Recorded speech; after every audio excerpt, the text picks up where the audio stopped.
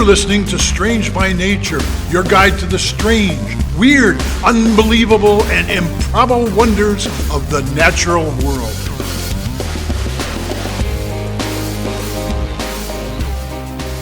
Hello, everyone, and thanks for being here today. I'm Kirk Mona, and joining me are Rachel Gimza and Victoria Thompson. We're all naturalists who together have scoured the world for weird and wonderful wonders, just to please your mammalian brain's desire for novelty. Isn't that nice? Let's do this. Well, hello everybody. Welcome to the show. Good to see you both. Always good to be with you here. Too. Absolutely. Yeah, it's great. Love being All here. right. Me too. I get to start things off this week.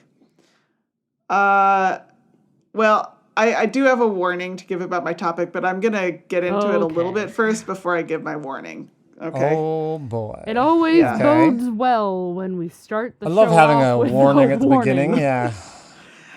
All right. I don't know about you guys. I had to read the Odyssey in high school. Oh, yeah. Which I have to say, if you're going to read a Greek epic, is a pretty fun one. There's a lot of hijinks that happen. I feel like even for folks that haven't read it, some of the stories from it kind of have made their way into the They've zeitgeist. percolated. Absolutely. There's also been quite a bit of, like in the more recent years, there's been a lot more retellings of Greek myths and things, especially in nonfiction books and such. I'm a There's fan. probably some, you probably know some of the stories without even realizing that because you've seen stories that were riffing on them and stuff. Exactly. Totally. Well, one of the most memorable episodes, I think, is when Odysseus and his men land on yet another island and find a cave handily full of food and drink, which they help themselves to, Oh, nice. Of course. Oh, that was it. as they're wont to do. Bad idea right Mistake there. one. Yeah. No such thing as a free lunch. No, definitely not. The cave turns out to belong to the one-eyed giant, the cyclops, Polyphemus. There it is. Awesome. Oof. Yes. There it is. Who's there? Nobody. Spoiler. Sorry. Oh yeah, sorry. Spoiler for the most 1,000-year-old epic. Keep going. Right. He blocks them into the cave with a giant stone when he discovers them there, and he proceeds to eat several of the men. Clever Like he did. Odysseus gets the Cyclops drunk and then tells him his name is Nobody. So then the Cyclops falls into a drunken stupor, and he and his men blind Polyphemus with a sharp wooden stake. And so then the giant starts crying out for help. He can only say that nobody has hurt me. Nobody has put out my eye. Which is very clever, but also is so you only Horrifying. got one eye and now you're blinded, and Yeah, I understand, but There's a reason we have a backup eye. yeah. It's like in Kill Bill. Spoiler alert. Okay, haven't seen Okay. that one, but sure. Me either. Well, someday you'll see it and go, oh, okay, I understand now. Yeah. After this, the men are able to sneak out of the cave in the morning after the giant rolls back the stone by tying themselves to the undersides of the herd of sheep that this Cyclops keeps. So he can't feel them. He's trying to feel the backs of the sheep to see if they're Okay, hiding I'm out. like, he's blind. Couldn't you just watch? That seems needlessly complex. This does He wasn't actually a dumb cause... Cyclops. No, he wasn't dumb. He was very, very possessive of his sheep and food and wine. Clearly. This whole incident does cause some problems later in the story for Odysseus, because it gets him on the bad side of the sea god Poseidon, who was Yeah. Polyphemus's father. You never want that. Oops. Never Well, want they- that. No, He wasn't that move. on Poseidon's good side in the first place. No, he was not. There's a reason it took him 10 years to get home. Anyway, spoiler alert. Lots of Okay. spoilers on this show.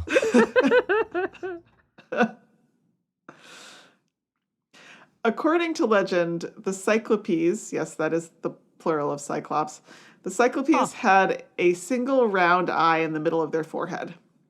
And the name literally means circle eye, or circle eyes in Greek. They are not the only one-eyed people or giants in world mythology. There are many others, as I found out from a helpful Wikipedia list. Gosh, I love those Wikipedia lists. They're so fun. It's better every year. Yes, other cultures that have one-eyed giant monster type people are from the Philippines, Scotland, Japan, pre-Roman Spain, Tiwi people of Australia, Turkey. This got me thinking, and I'm not the only one to have had this thought. Where could the inspiration for this one-eyed creature have come from? Where did this come from?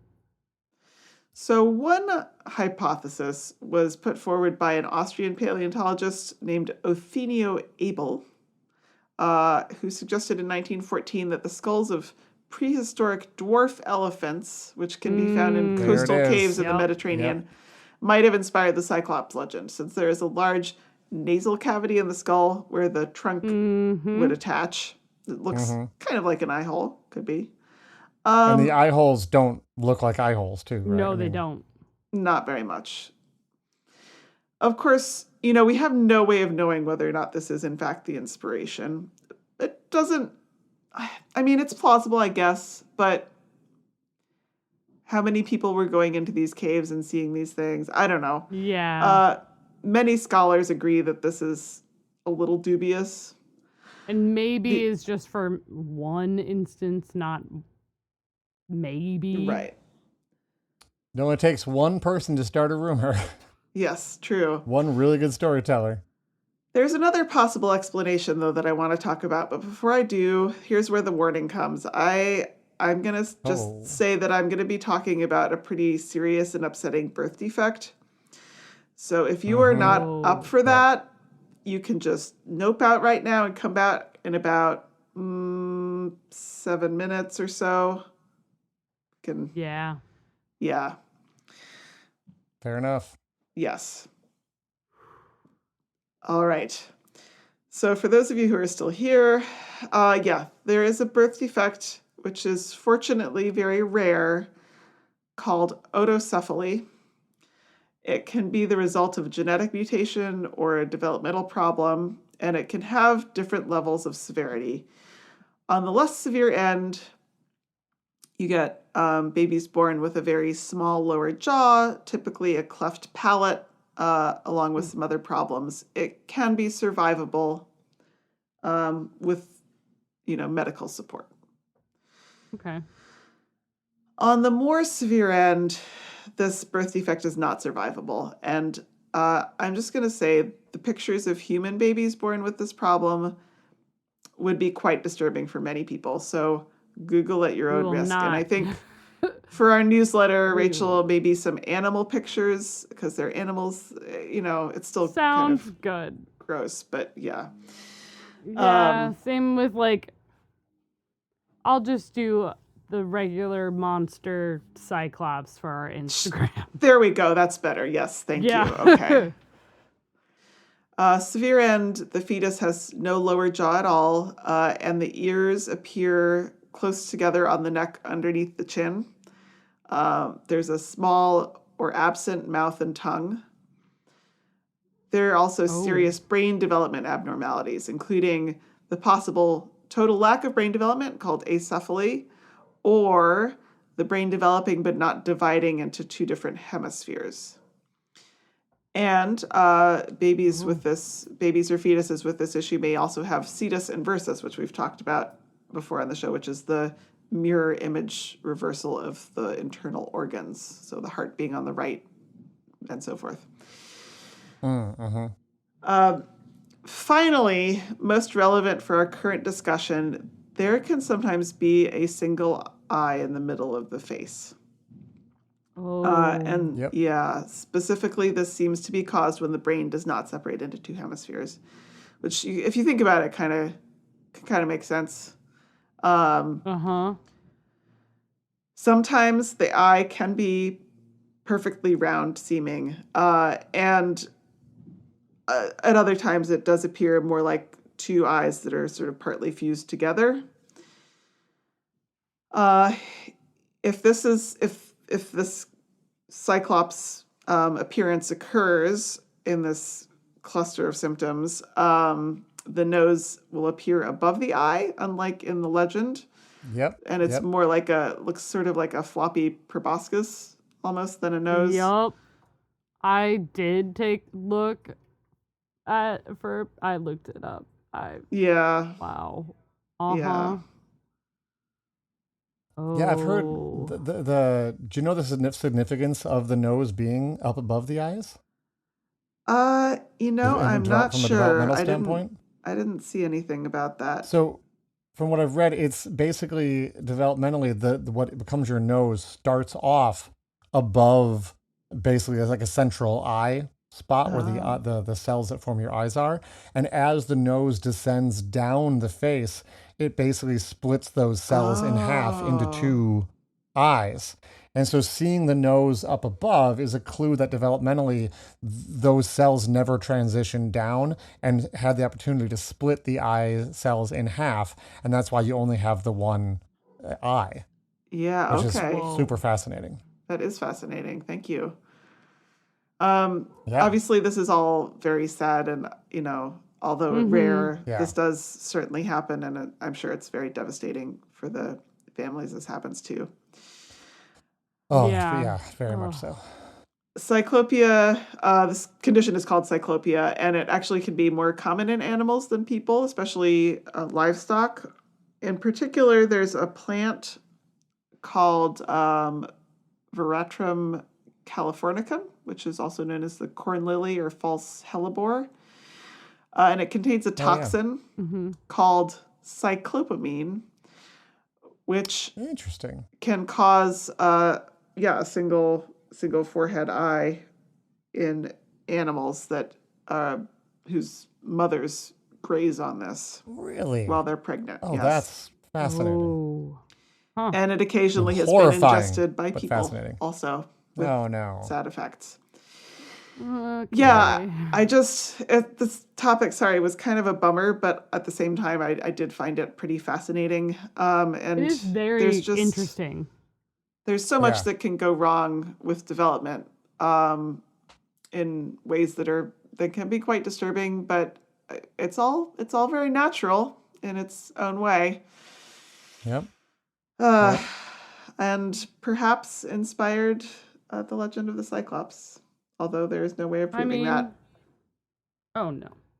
But cool. You can see how it would, though, if someone had seen that. Yeah. The thing that I mentioned about the nose and whatnot, the way I knew that was from a book that I've referenced on the show before. It's called Freaks of Nature, What Anomalies Tell Us About Development and Evolution by Mark S. Bloomberg. And it reminds me, those people who are our patrons actually saw, I think it's just recently came out, a list of the books that Victoria, you wrote up, a little like description of all your favorite books about Arctic exploration. And I was thinking it's my turn next to do a list of books from my book collection, and I was going to include this one and some other natural history based books. So maybe I will be up next in the list here, and I'll put out my little curated list of some sort of top 5 books for folks to read. If people want to get that, though, the trick is you do have to sign up to become one of our patrons over at patreon.com/strangebynature. There it is. Yep. And eventually, I'll have a list as well. We'll see we got to what decide it what is. Rachel's list is going to be. Yeah. Keep us on our toes. I'll keep you on your toes. All right. Well, that is my topic for this week. I did get most of my information from Wikipedia. Also got some information about this sort of range of symptoms in a syndrome from a paper called Otocephaly, Agnathia Microstomia Synotia Syndrome, a rare congenital anomaly by Jagtap et al. From the Journal of Clinical Diagnostic Resources from September 2015. Quite a title. Yeah, Wow. what a title. We are going What to a take a break, topic. and when we come back, it'll be Kirk with something hopefully a little more cheerful. The cave Very much lion, so. right? Cave lion. Cave Lion, Cave that's right. Lion, Coming that's up after right. the break. Yay. Cave Lions.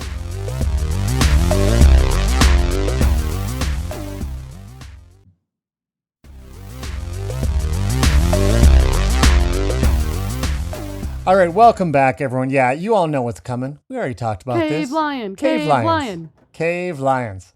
I talked about them on last week's show just briefly, and as I was writing that up, I was like, you know what? We got to talk more about cave lions. They're just so cool. I mean, we could talk about every one of those creatures I mentioned. They really all deserve their own episode.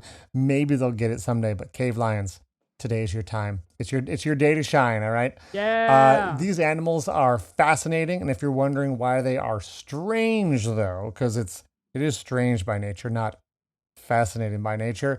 There's a few It can be things that are both. strange about them, but mostly, I just find it so strange to think about lions living in the places that cave lions were found. Like the way that breaks my brain. Uh-huh.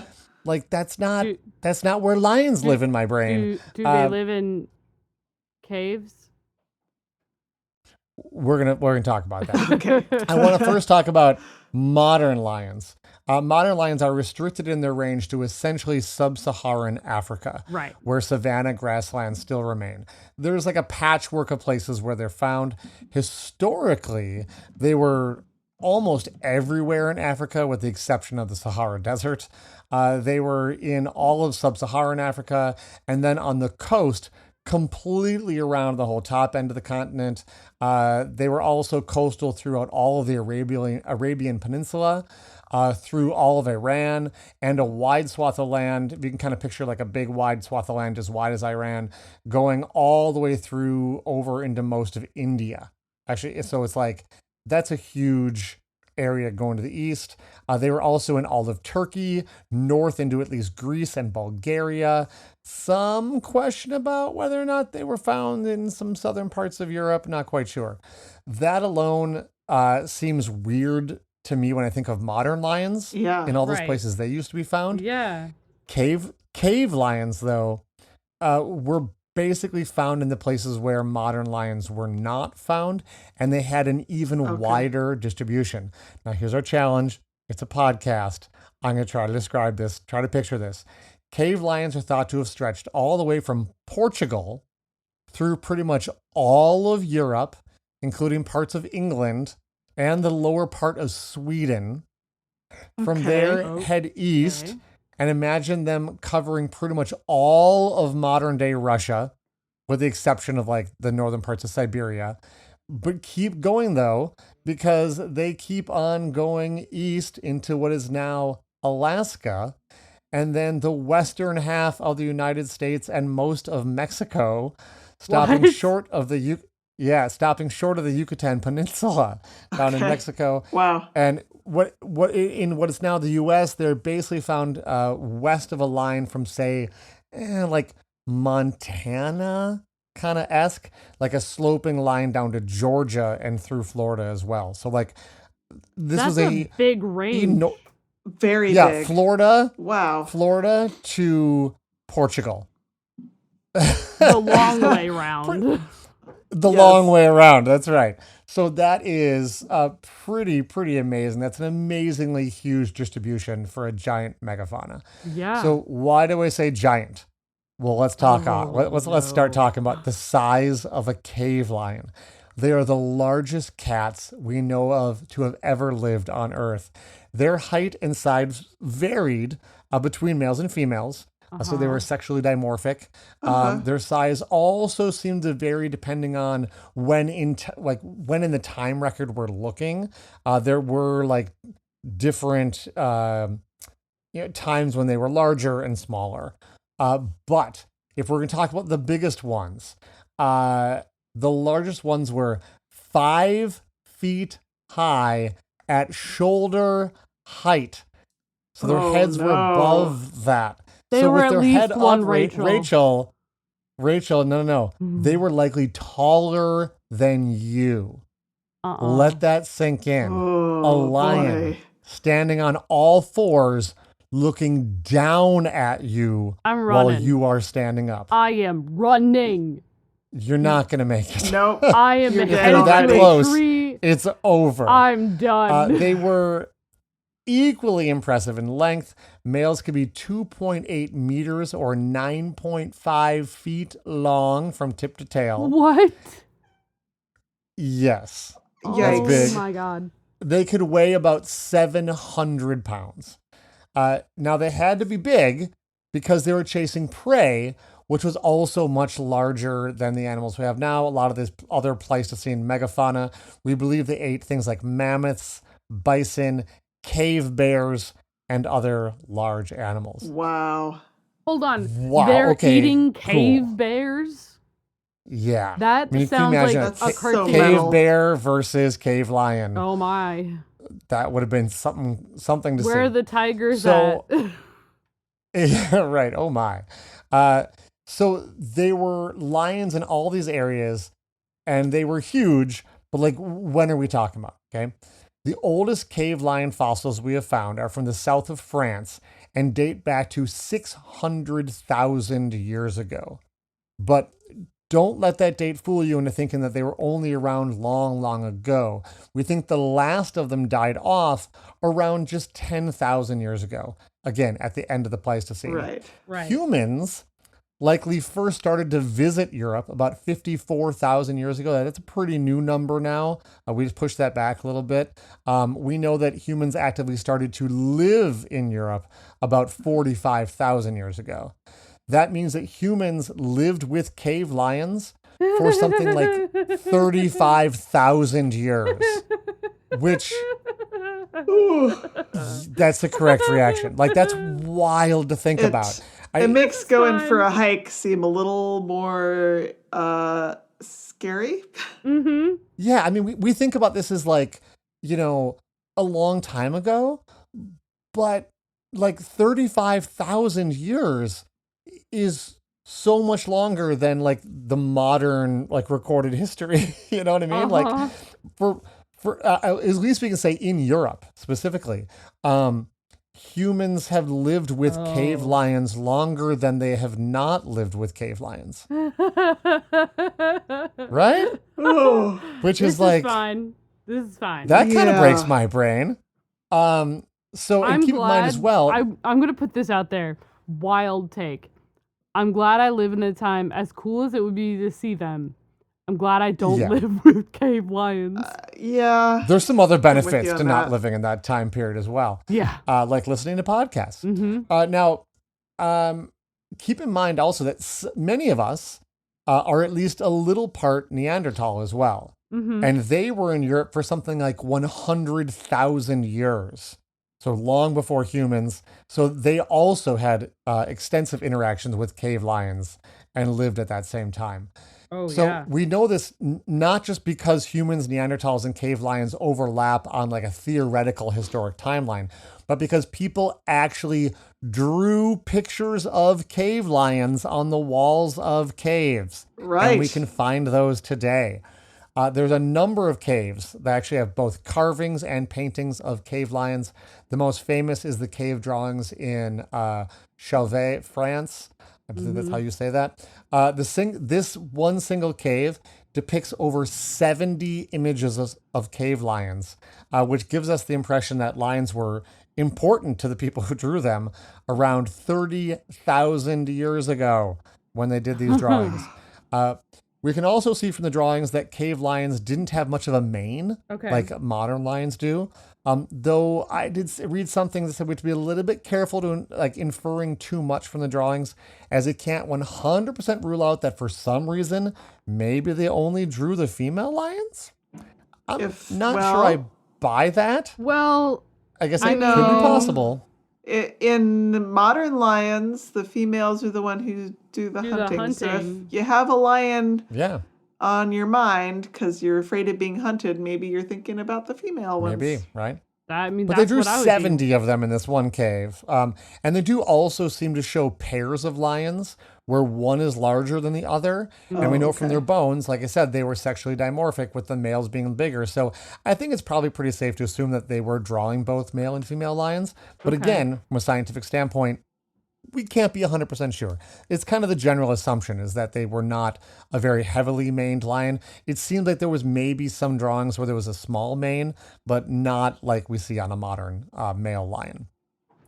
We have actually found thousands of bones from these lions as well. They've been found in caves in many locations, which is how they got the name cave lions. And you kind of started to bring this up, Rachel.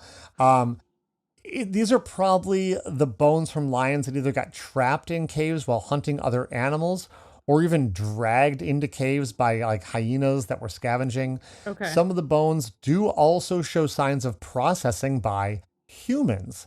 So it is likely that humans hunted these lions and took them to caves to skin them. And so humans were, hunting these lions and using their pelts and whatnot. So that's pretty wild.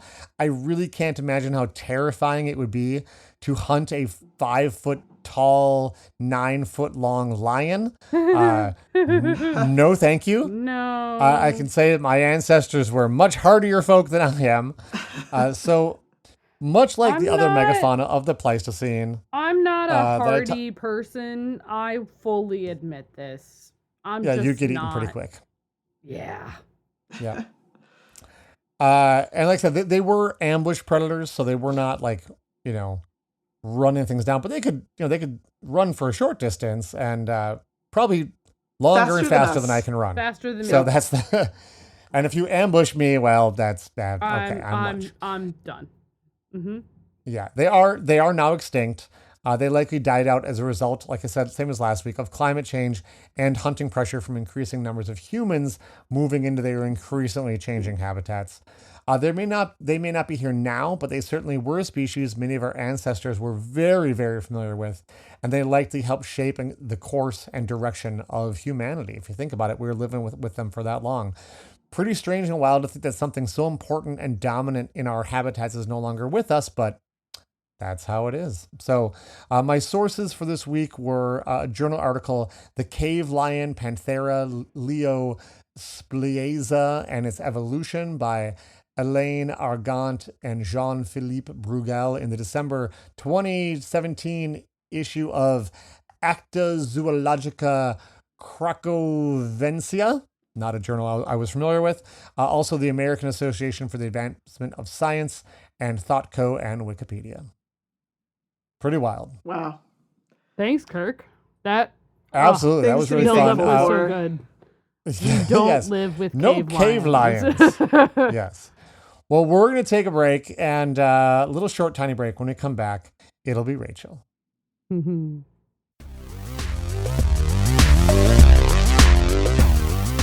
Alrighty, everyone. Welcome back to the show. This week, I'm bringing us from the past with Kirk, and we're going to talk about a creature that is here with us today. I want to talk about a snake. A snake. Oh, no. Okay. It is a snake. I went from oh good to oh no real quick. That was very quickly. Now, this particular species that I'm going to talk about today is in the Columbridae family. Okay. It's native to familiar. East Asia and Southeast Asia. The Columbridae is the largest snake family. So, like, milk snakes are in there. Corn snakes, those kind gopher snakes are also in there. So that would make sense. Okay. So this particular species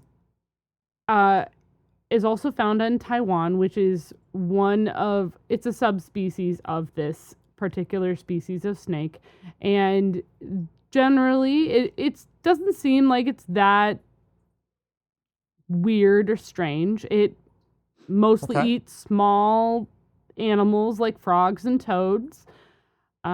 Really specializes on those things more than anything else. But it will eat whatever it can, as snakes do. And Sure. Opportunistic. yeah, and overall, it doesn't look that far off over from a gopher or bull snake. It is, Okay. it is. How do I describe this audio podcast? So it is It's a great opportunity to remind people to subscribe to our newsletter, isn't it, th- Rachel? yeah, it is. So that way you can see a picture of this. So You could be looking it's at it more right now. of like, do I decide to call it? Is it like a yellow with black stripes? But it's mostly black with like yellow spots, I guess. Well, I think you just did it right there. There we go. It's a very mottled looking, and then its face is very kind of flat. It has like two humps around where its jaw kind of attaches. It has a black tongue. No, I don't There's like a that. stripe over its like perceived forehead. They're pretty cool. Their max length, they don't get like overly long either.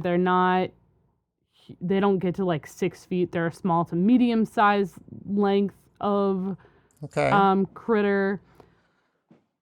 Oh, dude, you sound nervous, Kirk. Why do you sound nervous? I feel like the other shoe is going to drop here. You wouldn't be talking about this if there's some sort something's of about this wonderful, gentle, heartwarming snake.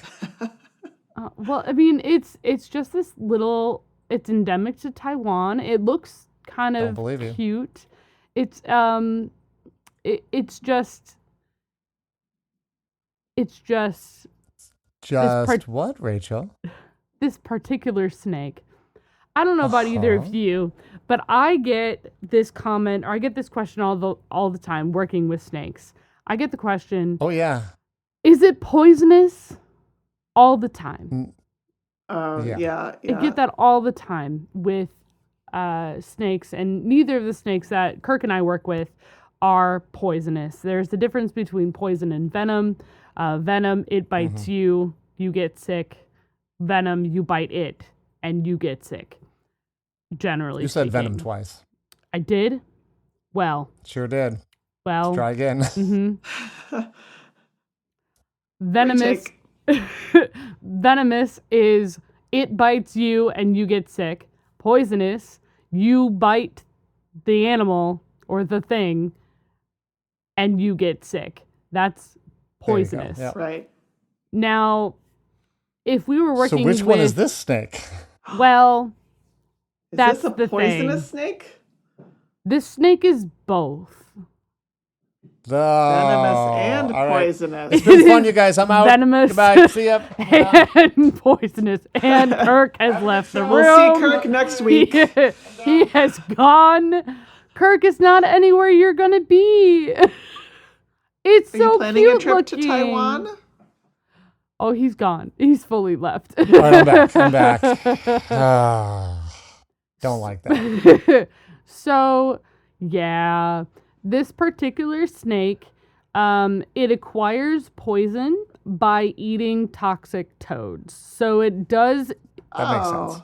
Very clever. get That's true for most poisonous snakes are poisonous because of what poisonous they eat, right? animals. Like, Yeah, it's because it's kleptotoxism, right? Like you're stealing the what poison. A great phrase. It is great so word. fun. Kleptotoxism. It is. Kleptotoxism. It's where you can eat the thing and you'll be okay, and you just are able to take the toxins and use them for itself. Now here's the thing is, so it is able to secrete that poison that it has gained from the toads through glands in its neck to help keep predators Wild. at bay, even while the snake is resting, because it's a toad venom, toad toxin, so it smells differently, and that's pretty important when temperatures get pretty low. Hey, Rachel. So it's like Yeah. a passive thing? You still haven't told us Yes. the name of this snake. Yeah, I did. Oh, I didn't. Oh, you're right. You You're didn't right. know. I thought she Oh. was like holding it back for some reason. Yeah. there. No, I totally forgot. I got so into the topic. I totally I forgot thought it was to going to tell be you some what like it is. big reveal. For real, For a forgot. while, I thought you were holding it back, and then we got to No. the reveal, and I was like, No. and what's it called? No, It's called Gary's snake. This species is called, there's two subspecies. In general, it's the tiger keelback snake. Tiger keelback. Okay. Also, a subspecies that is mostly what I'm talking about is the Taiwan tiger keelback. Okay. Yeah. So don't lick them. Definitely do not lick. Plus, I wasn't planning on it, but I mean, I it's didn't good think to you know. would. snakes can carry salmonella, so no thanks. They sure can. Yeah. Yeah, they can. So this particular species, very similar to some of the snakes that we have in Minnesota, where we all are at, they're rear fanged, which means that their fangs are in, the back of the jaw. Yeah. So Yeah. like hognose snakes have that particular I like that. Yeah. Hognose snakes have that particular feature. More people get nervous with more front fanged snakes. Think of like cobras and things like that, and that's just because I've they're able handled a hognose snake before. I just picked them up, and you're like, hey, look, it's a venomous snake. Like it's like it's not a big deal. Yeah, it's mostly because front fanged snakes are able to deliver venom more efficient, and like they're able to strike at their prey versus rear fanged. They're dangerous, sure, but it doesn't happen as often. They're more interested in it's going... like for paralyzing the animal as you're swallowing it, kind of. Yeah. Kind of, yeah. So because it steals the venom or the poison, I'm going to get this all confused. So while it steals the poison from the frogs, because it's able to steal that poison, it's two different types of toxins that it uses. Okay, yeah, makes sense. There's one poison gland that they use from the poison toads, and then they have venom glands within the jaw, in the Duvernois glands in the maxilla, and that is where they would like get the gland or like envenomate something. Yeah. So I'll pass. well, yeah, I figured you would. So it generally is trying to use that poison in a more passive way. It doesn't really want to strike. It mostly just wants to get away or pretend that neither are there. Yeah, striking's expensive for snakes. It is. Mm-hmm. So that being said, in this economy, feels not great. And like for context too, like I said, this is a small to medium sized snake. This is no more than 60 to 100 centimeters, also known as 24 to 39 inches. So no more than 3 feet. okay. So not a huge snake. Yeah. And generally speaking too, like when this is the reason why it's so strange is this is really the only known snake that is venomous and poisonous. Most are only one. And these are both. I actually wasn't aware that there were very many poisonous snakes. There's not a ton of poisonous snakes handful, either. Yeah. So the fact that this one is both is pretty intense. And in general, people don't tend to die from getting bitten by these snakes. Like the most that it's like a defensive type steroid kind of thing. If they do get bit by a keelback, or rather the tiger keelback, it is not awful. You're gonna be bleeding, you might have blood in the urine, you might have issues blood clotting, but like don't like any of that.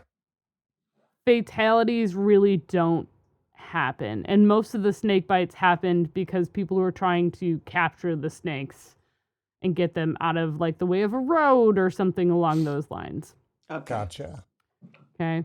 So it's just kind of wild, the fact that it has a venom and it is poisonous. It's kind of to the point where, like, because of the venom is in the saliva, it actually like secretes a little bit into this, because the venom is in the rear fangs. While it's trying to eat something, its saliva can become envenomated. So that way, if it bites with its front fangs, it can actually inject a little bit of that into whatever it's trying to eat. Oh, it's wild. Yeah, it is. I just wanted to talk about this wild little critter today. Not a ton else really about it. It's pretty average otherwise, which feels sad to say, but it has like it can have like a good amount of eggs and things like that, but it isn't super well studied still. Just because I don't know, people don't always like to study snakes, which is tragic, and you should, because they're cool. Well, especially when they're venomous and poisonous. Exactly. It's a common snake too that's found all over East Asia. Like, it's not. The snake is telling you to leave it alone, so I mean, they're leaving it alone. That's for sure. So that's what I have for you both today. My sources include Wikipedia. The Snakes of Taiwan had a great article about the snake. I would also like to say that on the very top part of it says protected, category 2, and then venomous in all caps, which is phenomenal. Forbes also had a really good article that was published in May of 2024 by Scott Travers. Meet the world's foremost venomous-poisonous snake, revealed in 4 dazzling photos. And I will say the photos are really stinking cute. So there's that. No. Okay. And then I had a paper in the Journal of the Formosian Medical Association from October 2014. Toxin ophthalmia caused by nucleal gland secretion of the Taiwan tiger keelback by Yen Chia Chen et al. That is what I have for you all this week. Sounds like a pretty cool little snake. Yeah. It's so cute. So little. But I believe still, I love how like it's 3 feet long and we're like, oh, it's a little snake. For a lot of people, they'd be like, oh my God, it's 3 feet long. Okay, we work with a 7-foot long snake though. Yeah. That tends to skew your impressions. Yeah, that's fair. So that is what I've got for you all, and I believe that's the end of our episode. Yes, indeed. That is indeed. Well, thanks everybody, and we'll see you all next week. Bye. Bye. Bye-bye.